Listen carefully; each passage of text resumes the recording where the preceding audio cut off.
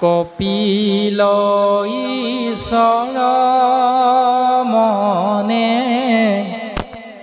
আনন্দিত ভৈলা সাংখ্য ভক্তি যোগ মতে কহিবা কলৈলা। মৈত্ৰেয় ঋষিয়ে বিদুৰৰ আগত পুনৰ কৈছে যে হে বিদুৰ, তুমি শুনাচোন, এনেকৈ যেতিয়া মাতৃৰ মনৰ ভাৱনা পুত্ৰৰূপী কপিল ভগৱানে বুজি পালে, বুজি লৈ কপিল প্ৰভু অতিশয় আনন্দিত হ'ল যে মাতৃয়ে বৰ উত্তম কথা জানিব বিচাৰিছে, আৰু আনন্দিত মনেৰে ভক্তি সিদ্ধান্ত তত্ত্ব সময় সাপেক্ষে এই কথাখিনি প্ৰকাশ কৰিবলৈ আগবাঢ়িছে। ভগৱন্ত বদতি শুনিও সবে আই, উত্তম ভকতি কহো তোমাত বুজাই। কপিল প্ৰভুৱে কৈছে, হে মা, তুমি শুনাচোন, তুমি জানিব বিচৰা উত্তম ভক্তিৰ বিষয়ে মই তোমাক বুজাই কওঁ। হে ৰাম পুৰুষৰ সহজে ইন্দ্ৰিয় বৃত্তি ছয়, যেন মতে নিষ্কামে হৰিত প্ৰৱৰ্তয়।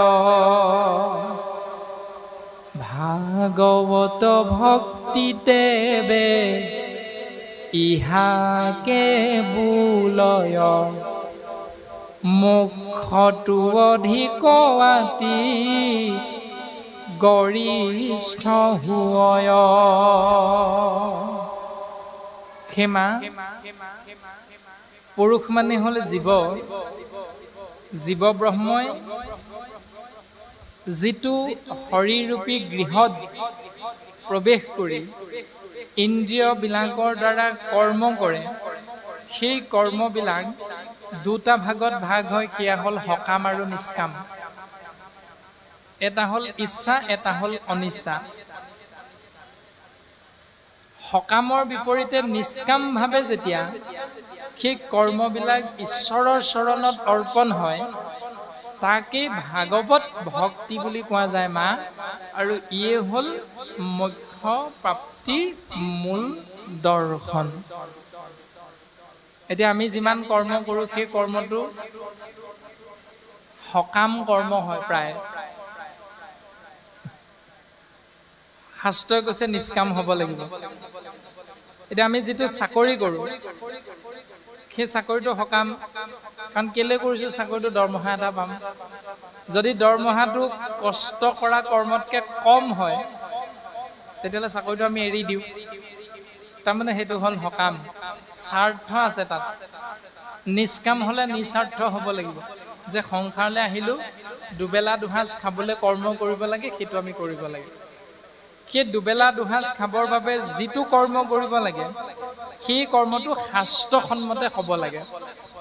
মূল বিষয়বস্তুটো হ'ল সেইটো। যদি এজন মানুহে এসাঁজত এপোৱা চাউলৰ ভাত খাওঁ, তেতিয়াহ'লে দিনটোত আমি দুসাঁজ খাওঁ, দুসাঁজত আধা কেজি। এক মাহত 15 কেজি, তেতিয়াহ'লে 12 মাহত কিমান কেজি লাগিব এজন মানুহক? আৰু যদি 5জন সদস্য হয়, এবছৰত তেওঁলোকক খাবলৈ কিমান লাগিব? সেই হিচাপত তুমি দৰমহাৰ টকাকেইটা যদি হৈছে, তেতিয়াহ'লে আকৌ তুমি হায়ৈ ব্যয় কৰি কি লাভ? কোনোতো প্ৰয়োজন নাই। তাৰ পাছত শাক পাচলি, আকৌ প্ৰয়োজন অনুসৰি গেছ, কাৰেণ্টৰ বিল আদিখিনিৰ কাৰণেও যিখিনি প্ৰয়োজন হয়, সমস্তখিনি যেতিয়া তোমাৰ দৰমহাটোৰ পৰা জোৰা মৰিও আকৌ থাকেগৈহে, তেতিয়াহ'লে তুমি আকৌ দৰমহাটো বঢ়াব লাগে বুলি আন্দোলন কৰি কিবা লাভ আছে জানো? কোনোতো লাভ নাই। থকাখিনি ক'ত খৰচ কৰিম সেইটো চিন্তা কৰিব লাগে।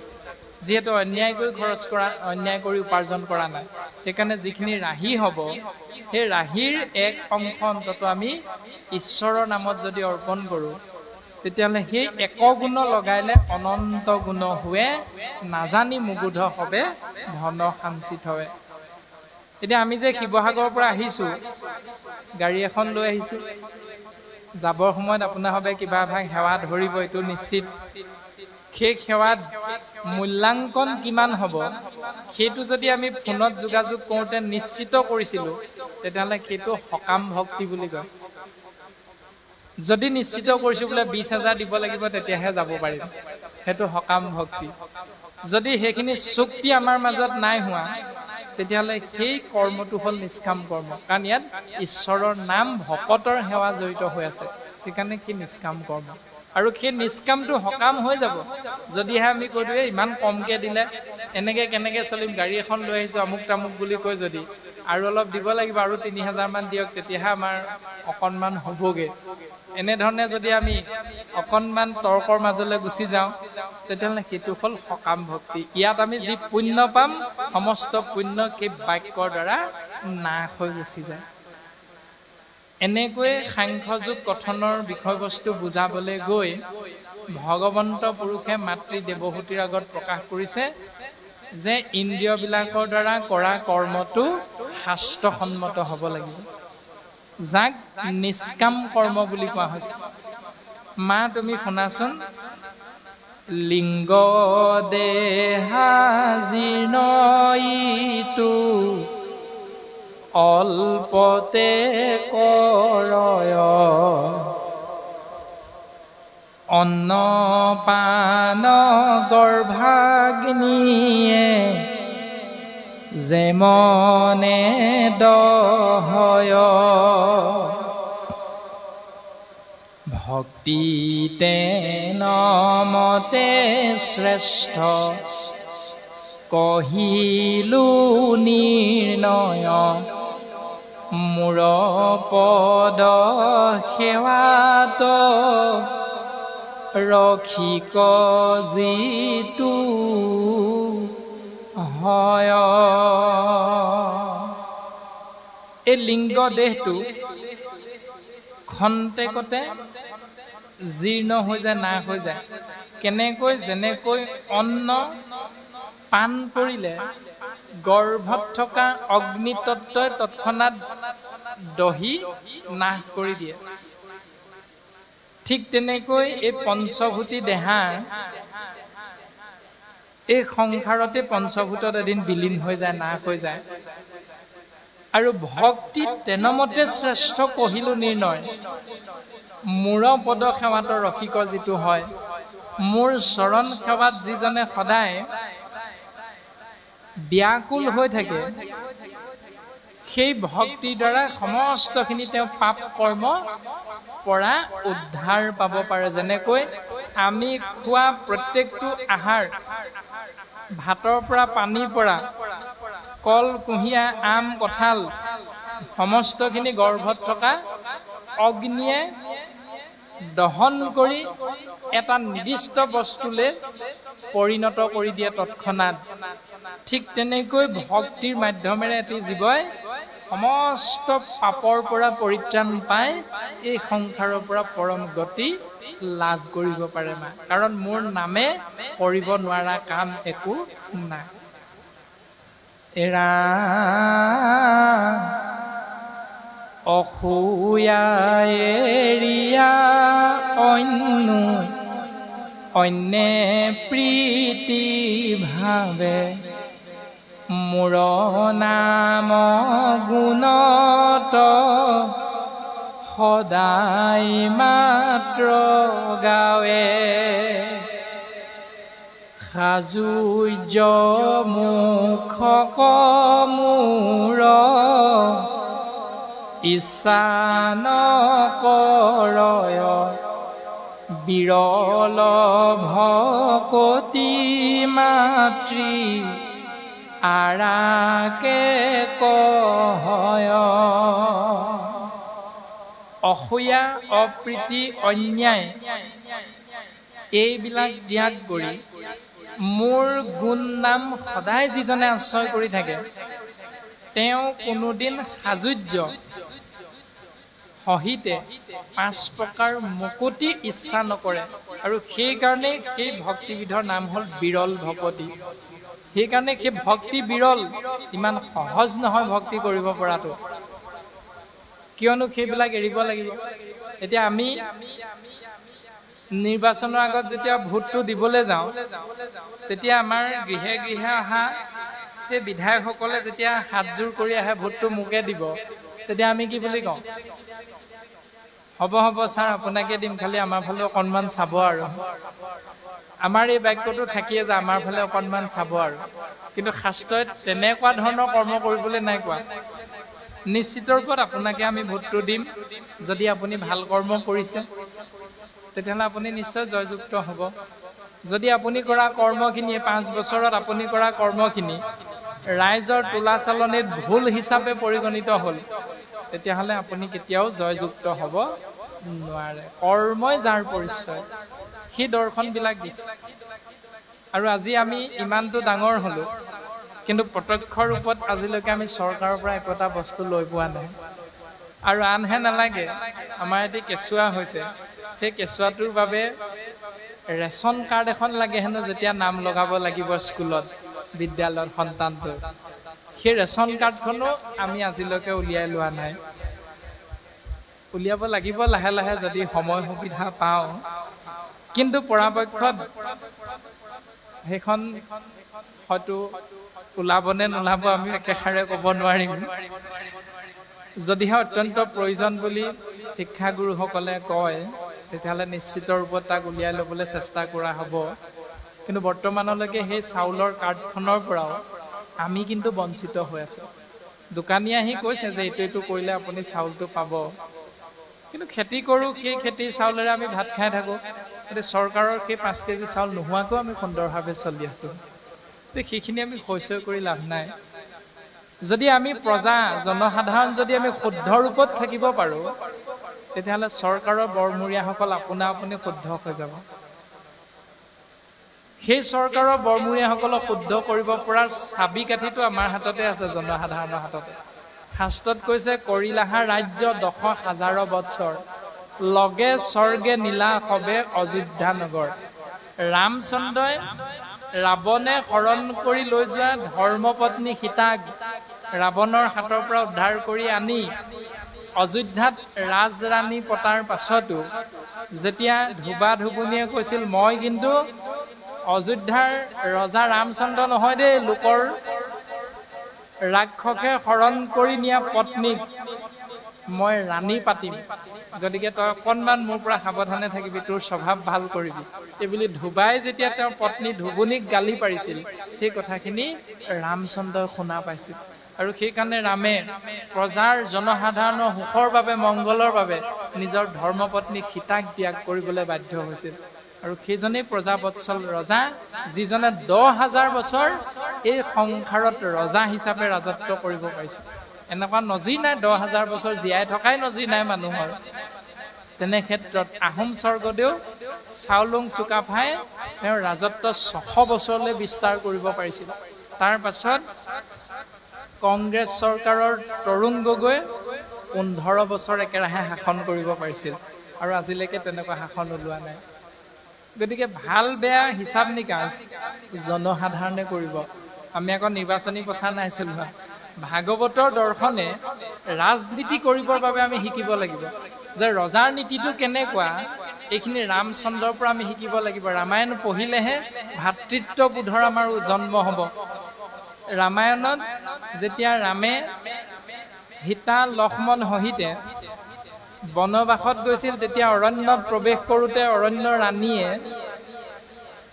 ৰামক সেৱা নিবেদন কৰিছিল হে ৰাম তুমি আমাক আজ্ঞা কৰা যে আমি তোমাৰ সেৱাৰ বাবে কি কৰিম তেতিয়া ৰামে কৈছিল যে মই যিটো পথেৰে তোমাৰ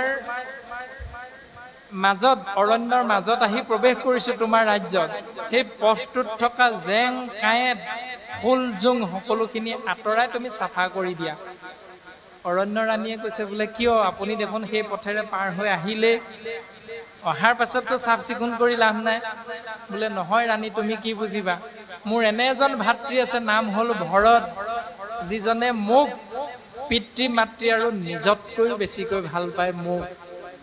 গতিকে মোৰ বনবাসৰ কথা জনাৰ লগে লগে ভৰতে মোক বিচাৰি ইমানেই পাগলৰ দৰে দৌৰি আহিব, আৰু সি আহি যেতিয়া অৰণ্যৰ সেই পথটোত মোৰ খোজৰ চিন চাই চাই আগবাঢ়ি আহোঁতে দেখিব যেনেকুৱা হুল জেঙৰ ওপৰেৰে তেওঁৰ ককায়েক ৰাম পাৰ হৈ গৈছে, খোজকাঢ়ি গৈছে, তেতিয়া হয়তো মোক ভাল পোৱা সেই ভৰতে থিতাতে প্ৰাণ ত্যাগ কৰিব। গতিকে সি যাতে সেই দুখ কষ্ট ভোগ কৰিব নালাগে, গতিকে তুমি এইকণ সেৱা কৰিলে মই আনন্দিত হ'ম। এইখিনি ভাতৃত্ববোধ, ভাতৃপ্ৰেম ৰামায়ণে আমাক শিকাইছে। গতিকে মহাভাৰত ৰামায়ণে যি দৰ্শন দিছে, ৰজাৰ যি নীতি, সেই নীতি আমি শিকি যদি শাস্ত্ৰসন্মতে নেতা হৈ এই সংসাৰ ধৰ্ম পালন কৰোঁ, তেতিয়াহ'লে আমাৰ ৰাজ্য, আমাৰ দেশ, আমাৰ সংসাৰ সুন্দৰৰ পৰা সুন্দৰ হৈ যাব।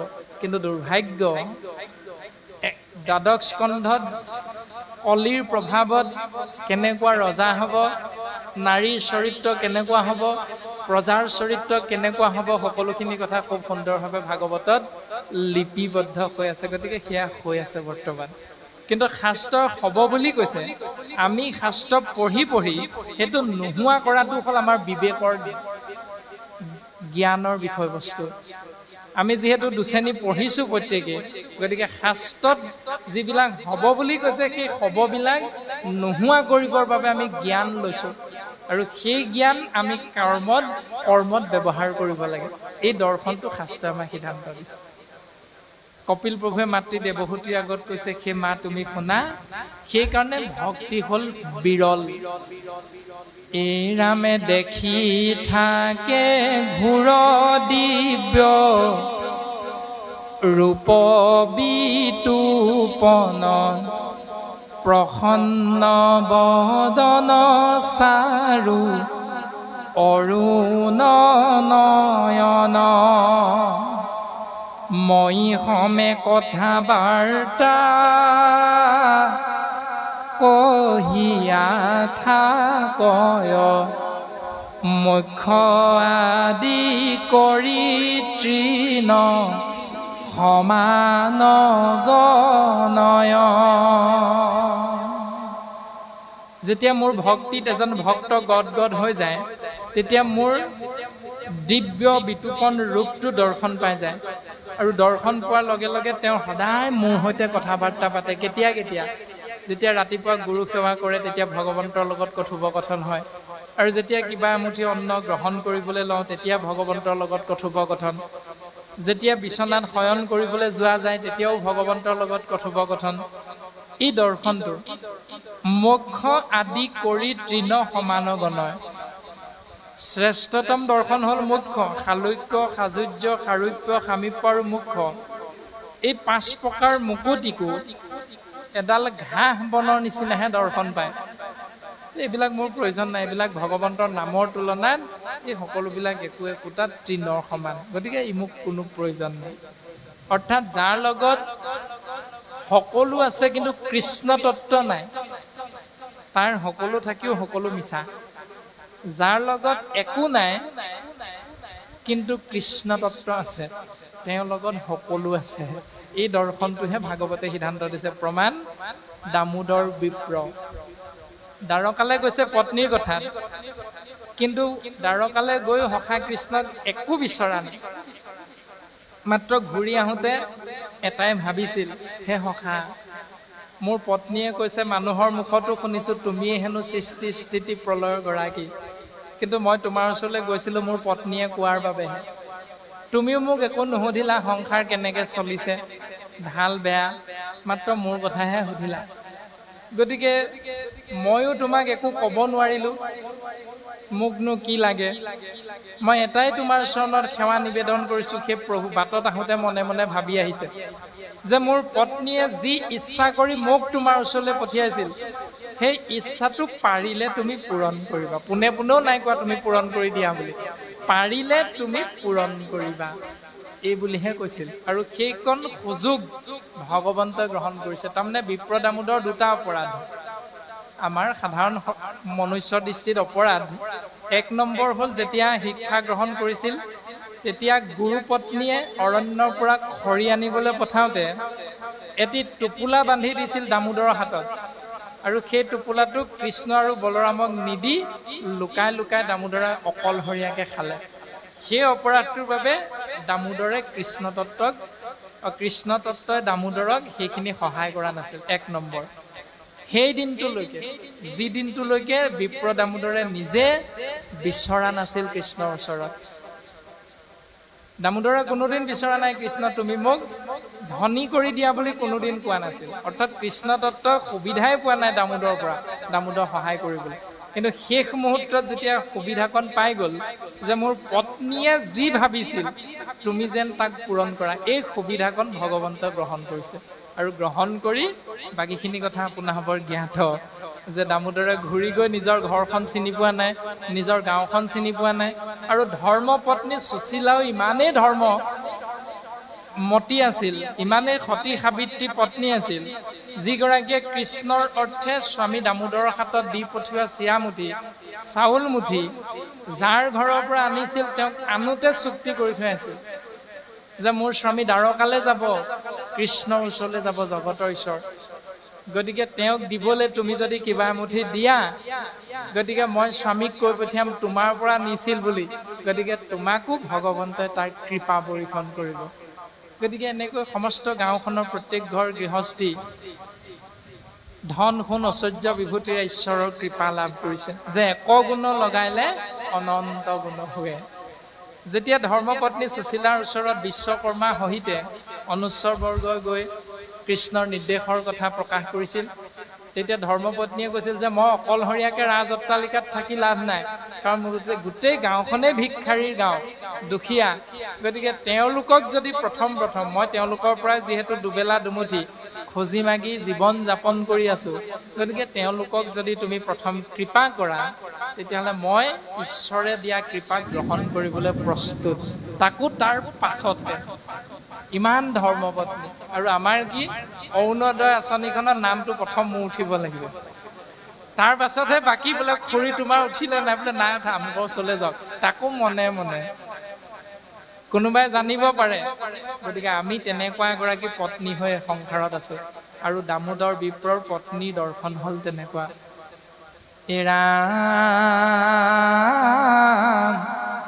মোৰ মনোহৰ হাস্য সুন্দৰ আলয়, তা সম্বাৰ মন প্ৰাণ টানিয়া আনয়।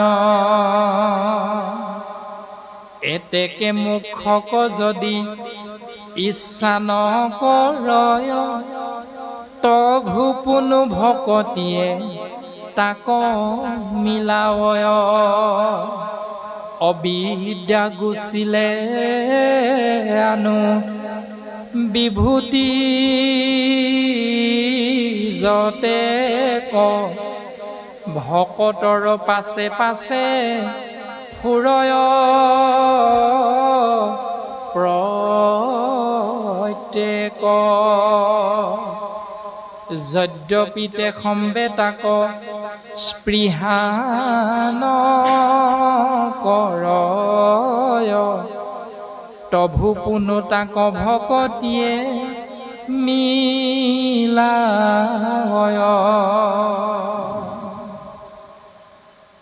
ভগৱন্তৰ একান্ত ভকতে ভক্তি কৰে। নামঘোষা শাস্ত্ৰত মাধৱ গুৰুজনাই সিদ্ধান্ত দিছে, মুক্তিটো নিস্পৃহ যিটো সেহি ভকতক নমো, ৰসময় মাগুহু ভকতি। একান্ত ভকতে মুক্তি বাঞ্ছা নকৰে, ৰসেৰে পৰিপূৰ্ণ ভক্তিহে কামনা কৰে। ভক্তিৰ মূল দৰ্শনটো হ'ল ভক্তি কৰিলে মুক্তি নিশ্চিত। সেই মা এতেকে মুখ্যক যদি ইচ্ছা নকৰে, হয় ভক্তি কৰে কিন্তু মুখ্য প্ৰাপ্তি নিবিচাৰে, তভু পুনু ভকতিয়ে তাক মিলা হয়। অৰ্থাৎ ভক্তি কৰিলে মুক্তি নিশ্চিত, মুক্তিৰ অৰ্থে ভক্তি কৰিব নালাগে বুলি কৈছে। ভক্তি কৰা মুক্তি তুমি পাবাই, কেনেকুৱা মুক্তি পাবা সেইটো ভক্তিৰ ওপৰত নিৰ্ভৰ কৰিব। শিক্ষাগুৰুৱে বুজাই দিয়া কথাখিনি আমি বুজি লৈ সেইমতে যদি পৰীক্ষা বহীখনত উত্তৰটো লিখি থৈ আহোঁ তেতিয়াহ'লে সেই নম্বৰটো পামেই আমি ফাৰ্ষ্ট ডিভিজন পাম, ছেকেণ্ড ডিভিজন পাম, থাৰ্ড ডিভিজন পাম। এইটো ভাবি ভাবি পঢ়িব নালাগে। ছাত্ৰানাং অধ্যয়নং তপ, ছাত্ৰ হিচাপে পঢ়াটোৱে হ'ল, অধ্যয়ন কৰাটোৱে হ'ল আমাৰ তপস্যা। গতিকে সেই অধ্যয়ন কৰিলে ফাৰ্ষ্ট ডিভিজন পাম, ফাৰ্ষ্ট ডিভিজন পাৰিলে আমুক চাকৰিটো কৰিম, এনেকুৱা ভাৱনাখিনি লৈ আমি অধ্যয়ন কৰিব নালাগে আৰু বিদ্যালয়ত নাম লগাব নালাগে। মাত্ৰ ছাত্ৰ হিচাপে আমাৰ অধ্যয়ন কৰাটোৱে হ'ল তপস্যা।